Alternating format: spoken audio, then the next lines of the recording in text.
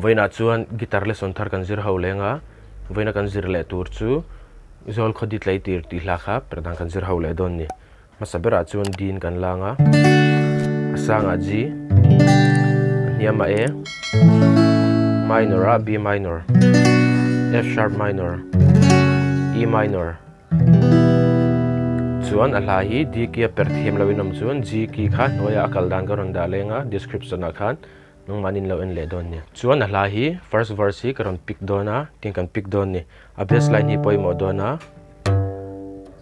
a baseline ti lo hi chu nuai hi chu ngai vikin a culture charang a baseline che kan thla kang a chord kan thla khan tian kuzung tang pathumi kan hmang tang ka yang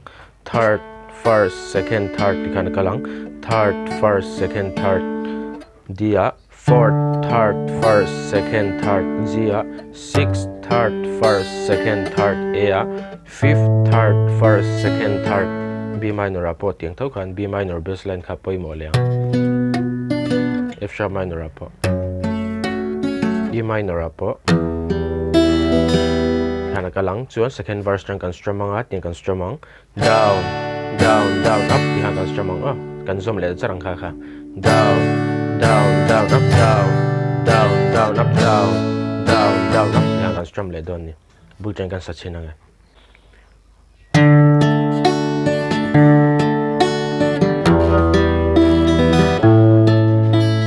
an soi zol khopui lam khai dua ale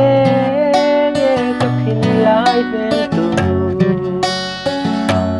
asak mel moi le an kanen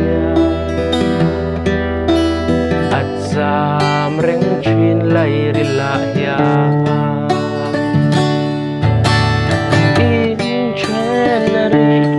ila zol khodit leiti ivong zelang o kan tiam thu di zong kha kan le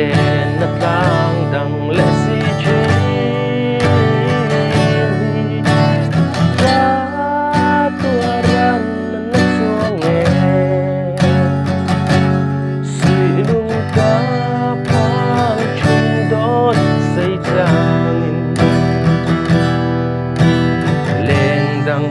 darang min chai san hi